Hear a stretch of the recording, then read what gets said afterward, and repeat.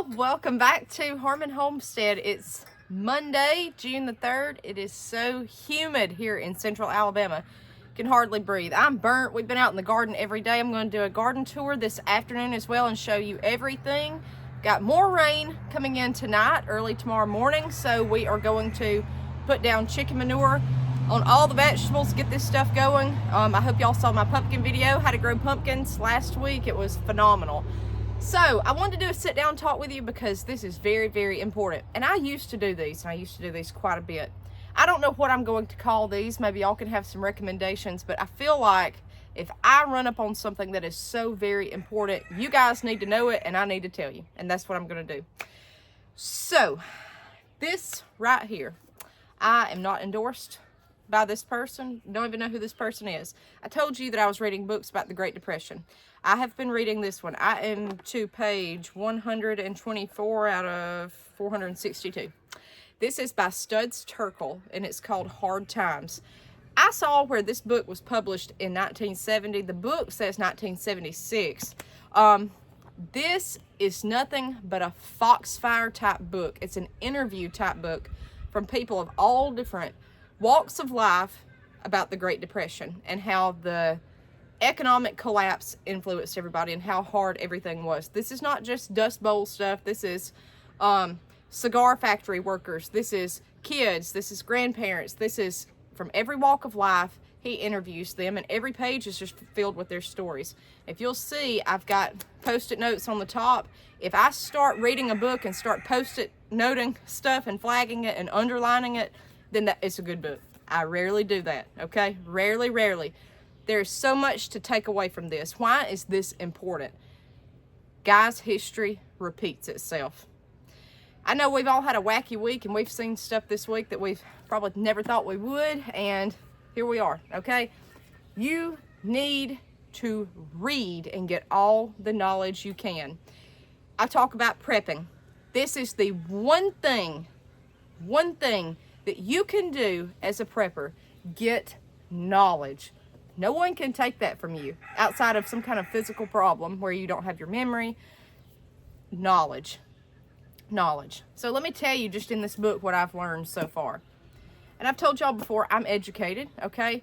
But my education did not go near as far as I think it should have. I don't think that I learned what I should have. I was not taught. We are not taught eyewitness accounts of events. We're taught the highlights of what people want us to know.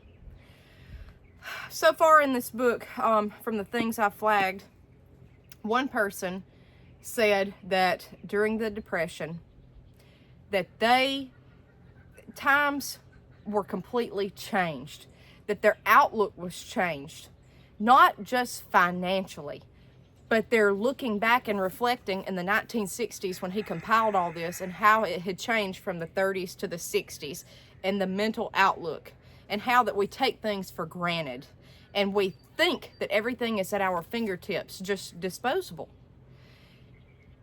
History repeats itself. History repeats itself. Well, what does this have to do with homesteading? Well, if you've got something like a homesteader setup, you need to be learning this kind of stuff because you're trying to break away from the system. You're trying to learn so you don't make the same mistakes. Anybody should read something like this and be taught.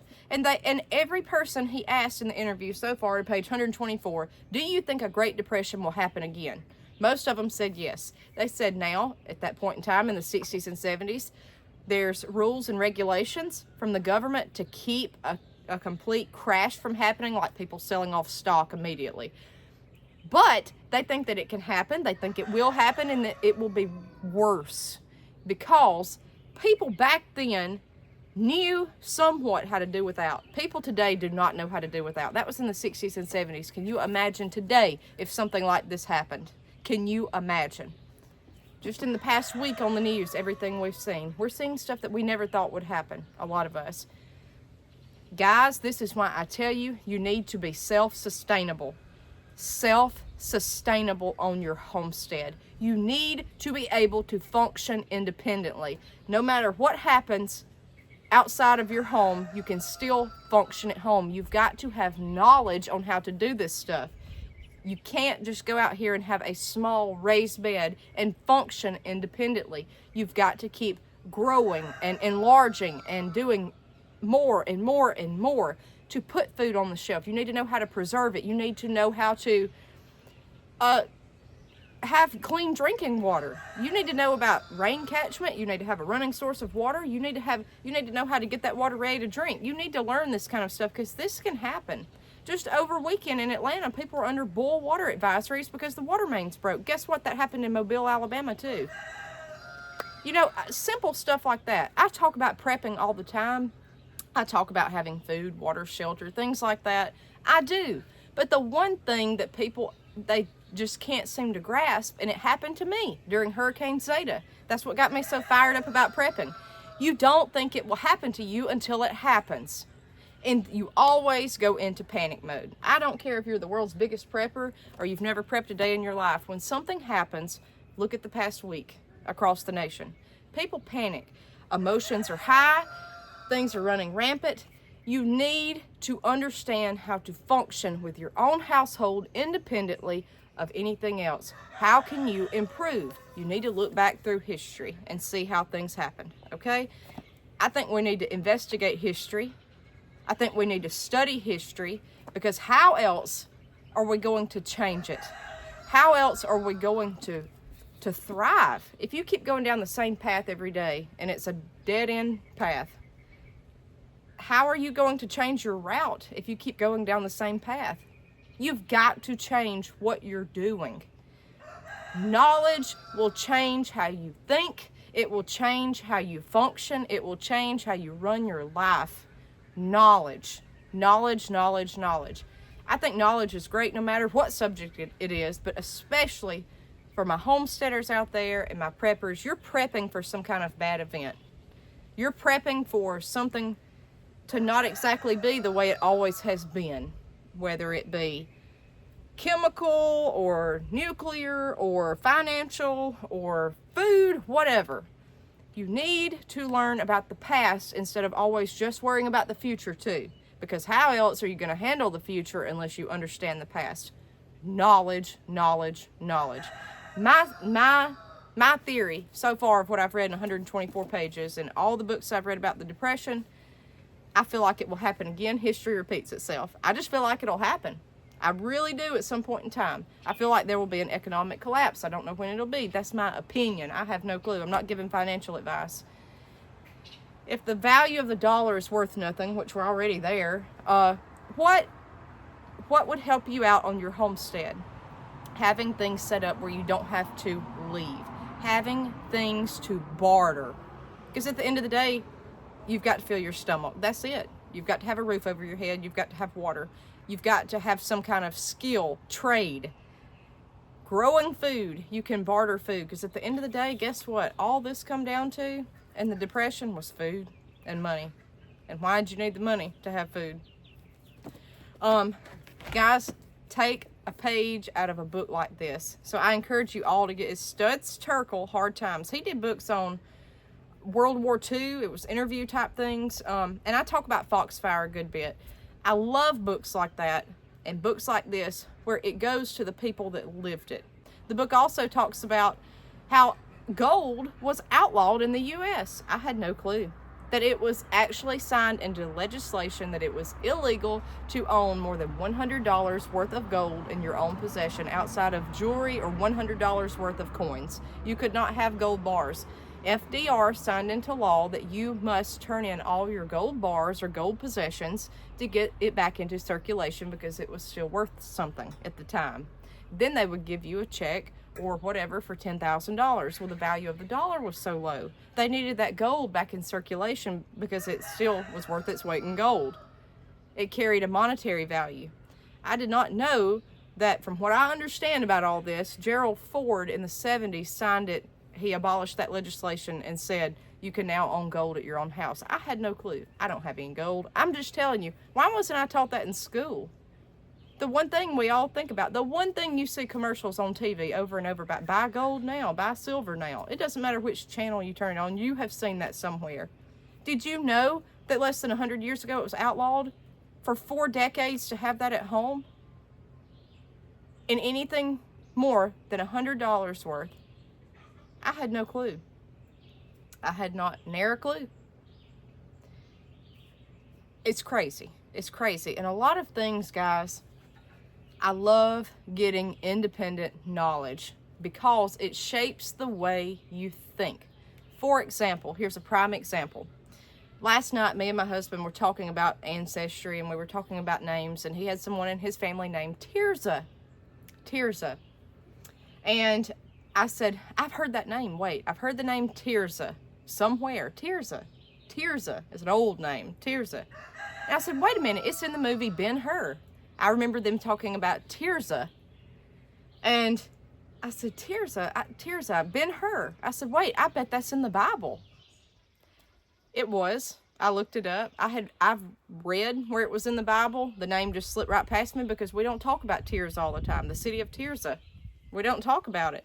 I remember it from that movie. One of my favorite movies is Ben-Hur with Charlton Heston. I love Ben-Hur. I love the Ten Commandments. I love both of those.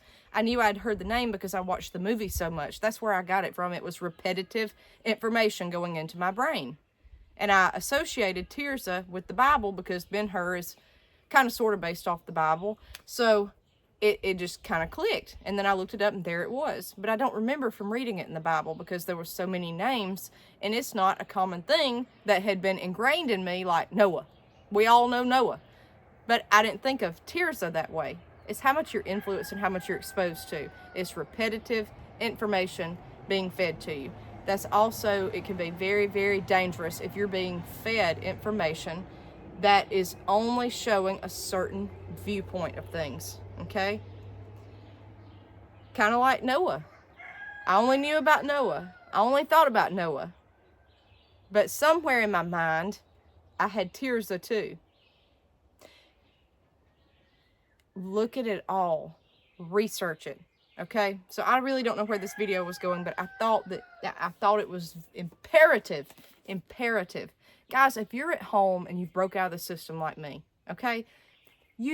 While you have any kind of downtime, that's like right now, I'm having to stop everything I'm doing just to video. My last video, I was doing green beans. I was snapping them. Someone was commenting last night at midnight on my channel saying the snapping of green beans was so annoying they couldn't stand it. In one of the comments, I just deleted it. So if you ever have any downtime, which I know is rare, it's hard for me to do this right now. Try to get knowledge. Try, because I'm sitting here dumbfounded. Like, why was this not taught? Why has this not been told to us? Go, if you're worried about anything with money or you're worried about the system, look at the Great Depression.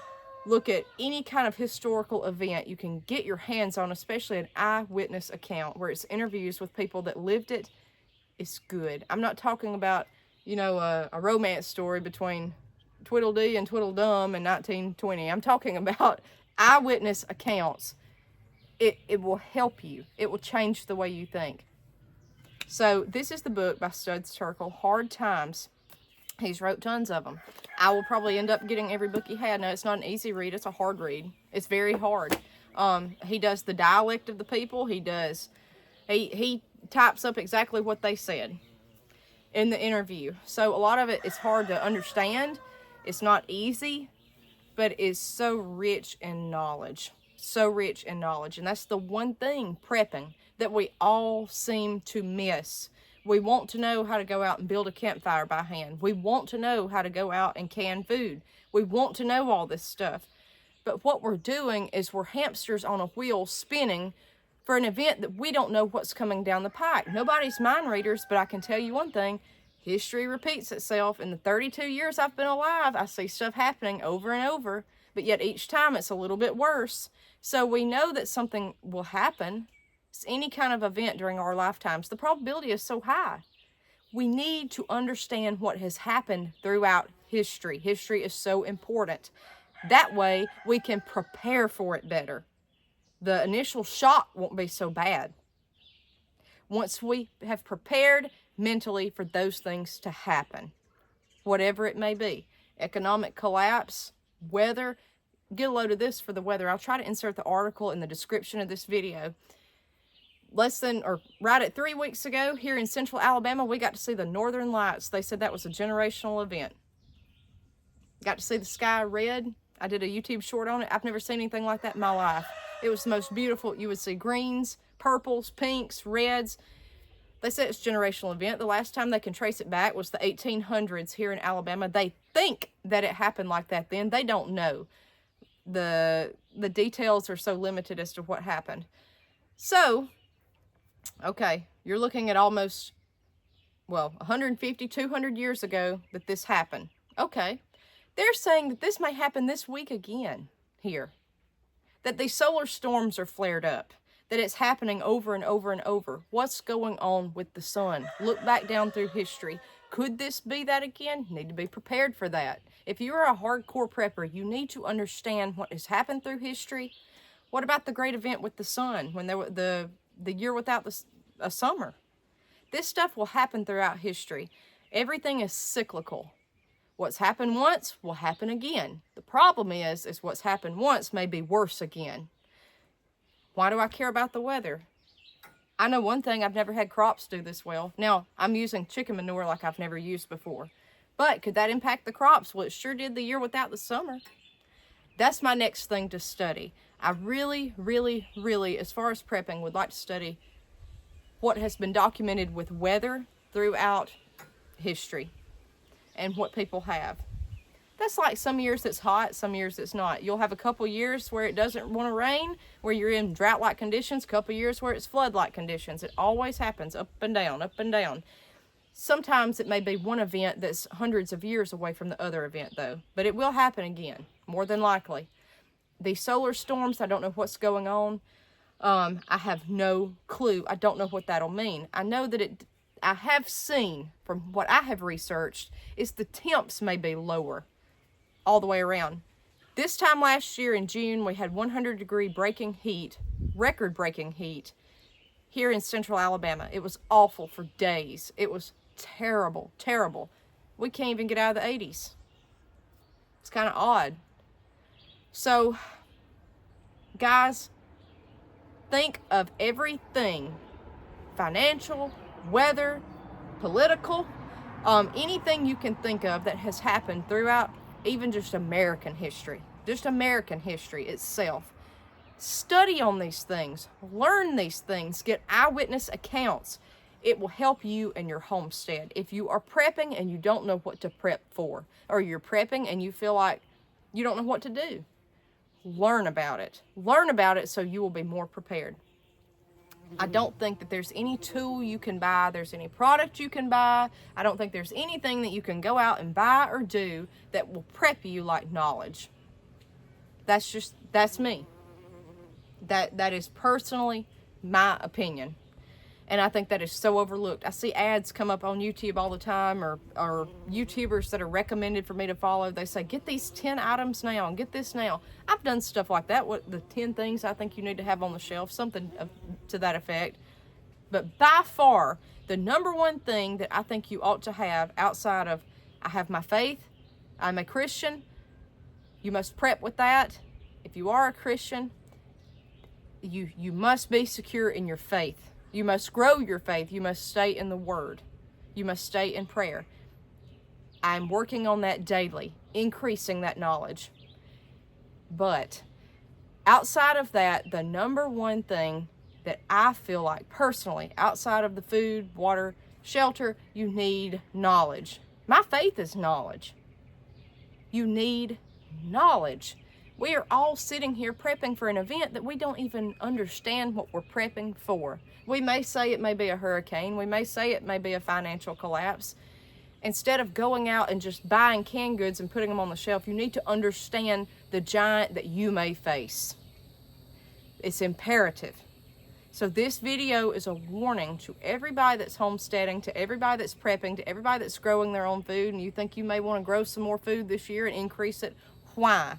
Analyze it. Why? Why do you think so? Why do you think you may need food on the shelf? Self-reflect and think. And then when you start coming up with questions and answers, turn around and start investigating what has happened throughout history and what may happen. If you have any questions whatsoever, and guess what? Don't look at just the Great Depression here. Look at it throughout the world and see how other countries that may not have been as good as us financially set at the time, or as progressive as we were at the time and had luxuries like we did at the time. Look at how those countries fared throughout something like this, that were already poverty stricken when it happened. Look at the people of Appalachia, how they did during the Depression. You know what? Most of them did just fine because they didn't know riches. My family was poor. They didn't know any different. It was the same. Guys, there's a lot to learn and there's a lot to go over. So this is a heartfelt warning today. Learn, learn, learn, learn, learn. You can never stop learning. That is one thing that somebody cannot take from you. We'll see you guys next time on Homestead.